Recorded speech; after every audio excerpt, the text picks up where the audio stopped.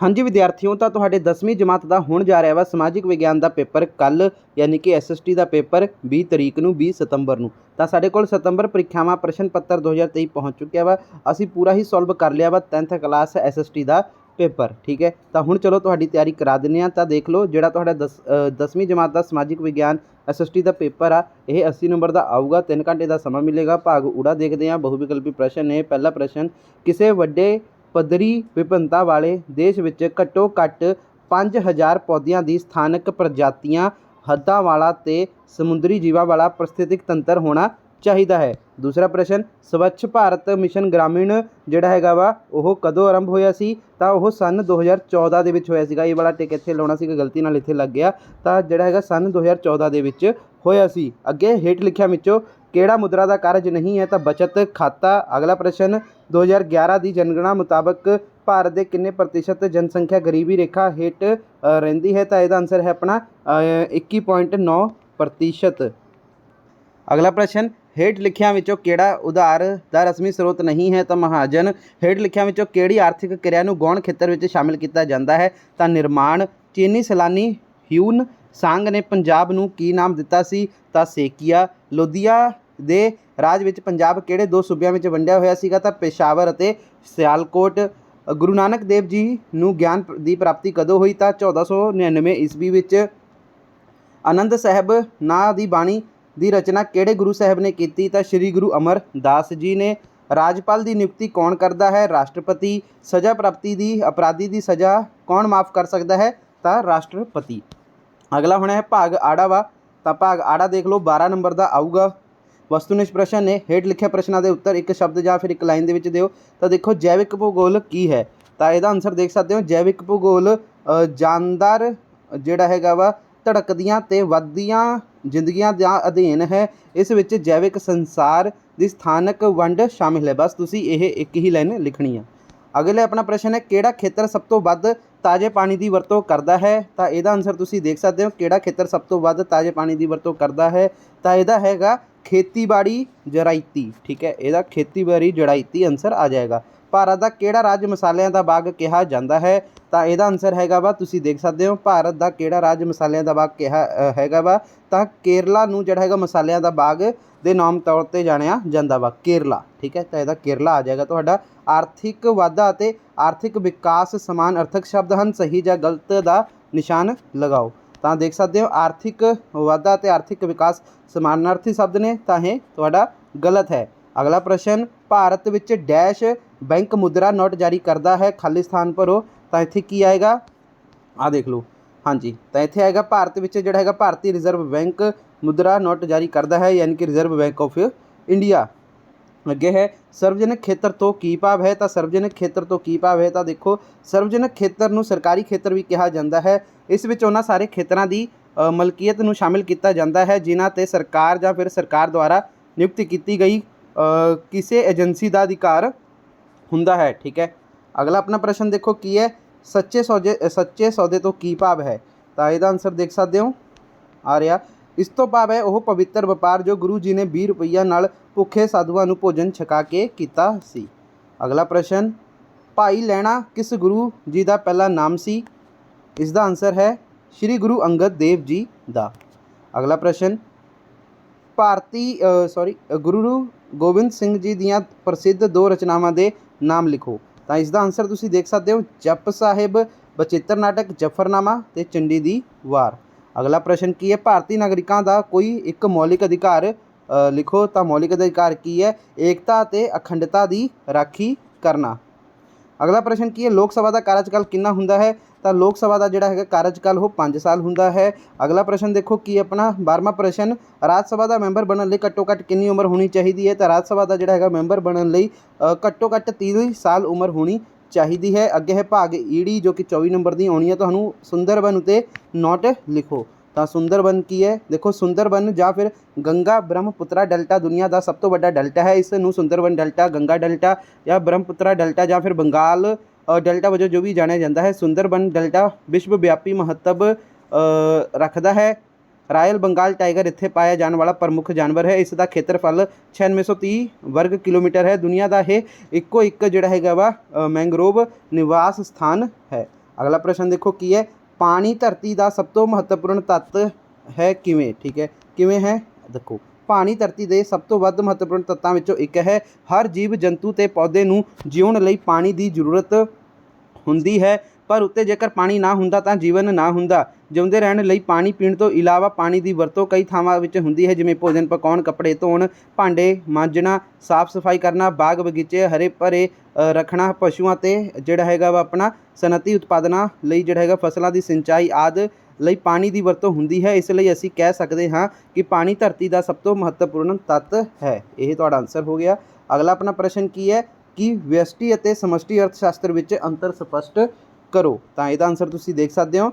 व्यष्टि अर्थशास्त्र ਨੂੰ अंग्रेजी भाषा ਵਿੱਚ माइक्रो इकोनॉमिक्स कहा जाता है। अंग्रेजी भाषा का शब्द माइक्रो यूनानी भाषा के शब्द माइक्रोस तो लिया गया है, जिमें जिस तो भाव है छोटा। व्यष्टि अर्थशास्त्र आर्थिक क्रियावां के अधीन छोटे पद्धर भाव एक व्यक्ति, एक परिवार, एक फर्म आदि करता है। समष्टि अर्थशास्त्र ਨੂੰ अंग्रेजी भाषा ਵਿੱਚ मैक्रो इकोनॉमिक्स कहा जाता है।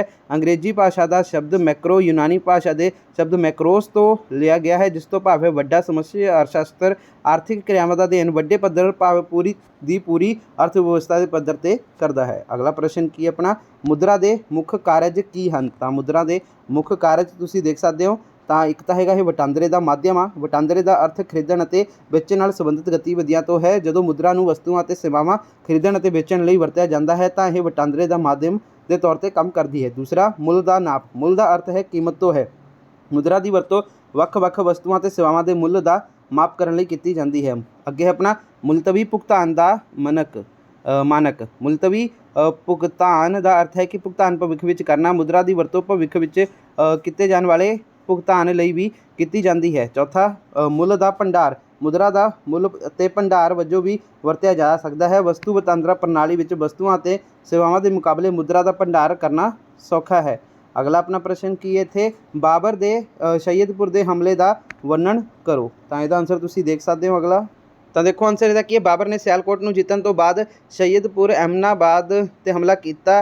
उत्थे दे सेना ने बाबर का डट के मुकाबला किया, पर बाबर की जित हुई। रक्षक सेना कतल कर दी गई। ठीक है, तो सैयदपुर की जनता नाल भी जिहड़ी हैगी निर्दयी सलूक किया गया। कई लोगों को दास बना लिया गया। गुरु नानक देव जी ने इन्हां अत्याचारों का वर्णन जिहड़ा हैगा वा बाबर बाणी विच किया है।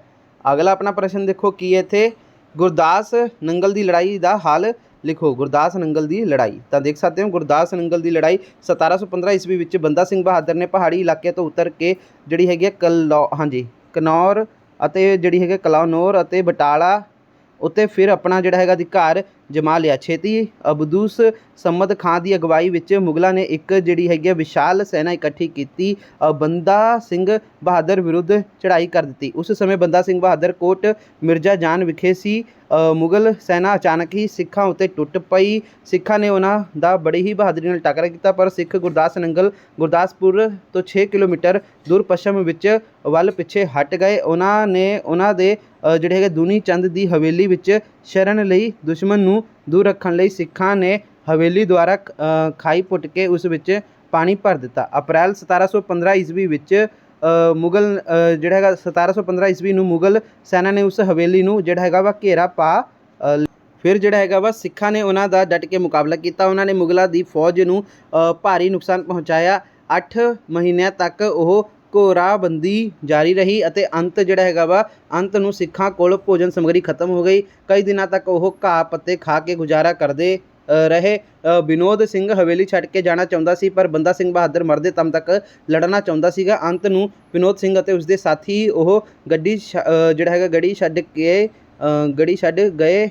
सिट्टे वजों सिखां दी ताकत घट गई। इस हालत विच उन्हां नूं होर लड़ना असंभव हो गया। इसलिए 7 दसंबर 1715 ईस्वी नूं हमलावर हवेली उत्ते अधिकार करन विच सफल हो गए। बंदा सिंह बहादुर अते उसदे 200 साथियों नूं कैदी कर लिया गया। अगला प्रश्न देखो कि अपना इत्थे गुरु अर्जन देव जी के शहीदी दे जिहड़ा हैगा वा बारे लिखो। तो देखो गुरु अर्जन देव जी के शहीदी ते नोट। तो 2 मुगल बादशाह अकबर ते जहांगीर गुरु अर्जन देव जी के समकाली सन। गुरुआं दे उपदेशों का मंतव जात रहत बहम रहत ते उच्च नीच अते धर्म के ਵਿਤਕਰੇ ਰਹਿਤ ਸਮਾਜ ਸਥਾਪਿਤ ਕਰਨਾ ਸੀ। ਅਕਬਰ ਗੁਰੂ ਸਾਹਿਬਾਂ ਨੂੰ ਪਸੰਦ ਕਰਦਾ ਸੀ, ਪਰ ਜਹਾਂਗੀਰ ਗੁਰੂ ਅਰਜਨ ਦੇਵ ਜੀ ਦੇ ਵਧਦੀ ਹੋਈ ਪ੍ਰਸਿੱਧੀ ਨੂੰ ਪਸੰਦ ਨਹੀਂ ਸੀ ਕਰਦਾ। ਉਸ ਨੂੰ ਇਹ ਵੀ ਗੁੱਸਾ ਸੀ ਕਿ ਜਿੱਥੇ ਗੁਰੂ ਸਾਹਿਬ ਦੇ ਹਿੰਦੂ ਲੋਕ ਅਨੁਯਾਈ ਬਣ ਰਹੇ ਹਨ, ਉੱਥੇ ਕੁਝ ਮੁਸਲਮਾਨ ਵੀ ਉਹਨਾਂ ਦੇ ਪ੍ਰਭਾਵ ਹੇਠ ਵਿਚਰ ਰਹੇ ਸਨ। ਸ਼ਹਿਜ਼ਾਦਾ ਖੁਸਰੋ ਨੇ ਆਪਣੇ ਪਿਤਾ ਜਹਾਂਗੀਰ ਦੇ ਵਿਰੁੱਧ ਵਿਦਰੋਹ ਕਰ ਦਿੱਤਾ। ਜਦੋਂ ਸ਼ਾਹੀ ਸੈਨਾਵਾਂ ਨੇ ਖੁਸਰੋ ਦਾ ਪਿੱਛਾ ਕੀਤਾ ਤਾਂ ਉਹ ਦੌੜ ਕੇ ਪੰਜਾਬ ਆਇਆ ਤਾਂ ਗੁਰੂ ਸਾਹਿਬਾਨ ਨੂੰ ਮਿਲਿਆ। ਇਸ 'ਤੇ ਜਹਾਂਗੀਰ, ਜੋ ਪਹਿਲਾਂ ਹੀ ਗੁਰੂ ਅਰਜਨ ਦੇਵ ਜੀ ਦੇ ਵਿਰੁੱਧ ਕਾਰਵਾਈ ਕਰਨ ਦਾ ਬਹਾਨਾ ਲੱਭ ਰਿਹਾ ਸੀਗਾ, ਰਾਜ ਦੇ ਬਾਗੀ ਖੁਸਰੋ ਦੀ ਸਹਾਇਤਾ ਕਰਨ ਦੇ ਅਪਰਾਧ ਵਿੱਚ ਗੁਰੂ ਸਾਹਿਬ ਉੱਪਰ 2 ਲੱਖ ਰੁਪਏ ਜੁਰਮਾਨਾ ਕਰ ਦਿੱਤਾ। ਗੁਰੂ ਜੀ ਨੇ ਉਸ ਜੁਰਮਾਨੇ ਨੂੰ ਅਨੁਚਿਤ ਸਮਝਿਆ ਹੋਇਆ ਦੇਣ ਤੋਂ ਨਾ ਕਰ ਦਿੱਤੀ, ਜਿਸ ਕਾਰਨ ਉਹਨਾਂ ਨੂੰ ਸਰੀਰਕ ਤਸੀਹੇ ਦੇ ਕੇ 1606 ਈਸਵੀ ਵਿੱਚ ਸ਼ਹੀਦ ਕਰ ਦਿੱਤਾ ਗਿਆ। ਅਗਲਾ, ਸਮਾਨਤਾ ਦੇ ਅਧਿਕਾਰ ਦਾ ਜਿਹੜਾ ਹੈਗਾ ਵਾ ਵਰਣਨ ਕਰੋ। ਸਮਾਨਤਾ ਦਾ ਅਧਿਕਾਰ ਤਾਂ ਦੇਖੋ, ਸਾਰੇ ਭਾਰਤੀ ਨਾਗਰਿਕ ਕਾਨੂੰਨ ਦੇ ਸਾਹਮਣੇ ਸਮਾਨ ਹਨ। ਕਿਸੇ ਨਾਗਰਿਕ ਨਾਲ ਧਰਮ, ਜਾਤ, ਨਸਲ ਅਤੇ ਲਿੰਗ ਦੇ ਆਧਾਰ 'ਤੇ ਕੋਈ ਵਿਤਕਰਾ ਨਹੀਂ ਕੀਤਾ ਜਾਵੇਗਾ।